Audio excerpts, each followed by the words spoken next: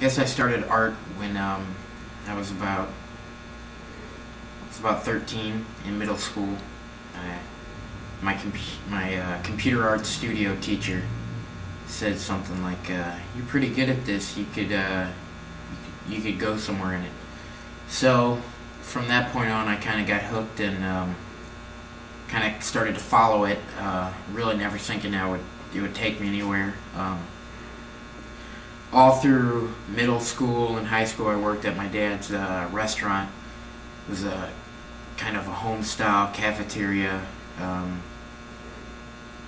pie pantry. It's called Miss O's Cafe and Pie Pantry. It was open for 30 years. I only worked there for about maybe 4 years, three and a half. But I thought I was going to take that over one day, because first it was my grandma's, then it was my dad's, and then I thought I was going to take it over. None of my other siblings worked there or had any big a part of it. Then closed down. Lost a lawsuit for the restaurant. So I kind of got a new job. Kind of really didn't care much about where I was working anymore. Kind of started to focus more on school, and junior year came up in 2007, 2008, and I was kind of figuring out, what am I going to do for college? What am I going to take? So I started taking art classes a lot. End of high school, I ended up taking all 13 art classes allowed from my high school. I took a couple independent study classes with a couple art teachers, so I just jam-packed it all through high school, the end of high school, junior and senior year. That kind of put my name out there a little bit, at least for the colleges around here.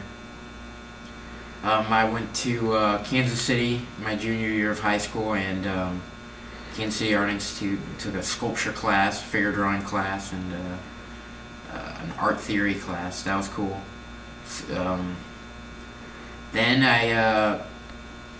I decided I wanted to save some money, and I found out that the community college in my hometown, Florissant, Missouri, had a great community college, the first community college in the nation to be NASDA accredited for their art program.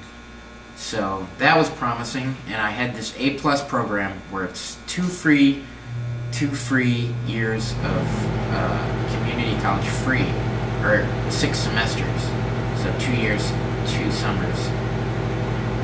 So I'm really, from that point on, I met these professors. I started college. I started doing art, taking it serious. Every day was art. Every weekend was art. That ended me up in a couple farmers markets selling art. That ended me up in our art gallery down in Ferguson, Missouri, St. Charles, Missouri. A couple shows at my art college, or at Flow Valley. It was fun. It's been fun so far. But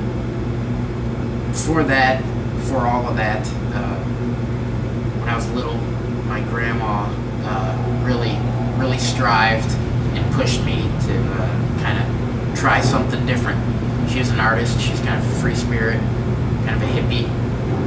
So I'd always go over to her house. She'd be smoking cigarettes, and that's how I remembered her house, by the smell of her cigarettes. But she was a great painter. She's a teacher. She had a gallery. She was kind of a big and upcoming artist in the 70s, in the 80s. She was in a council, so her name was out there. She appeared in a couple magazines. So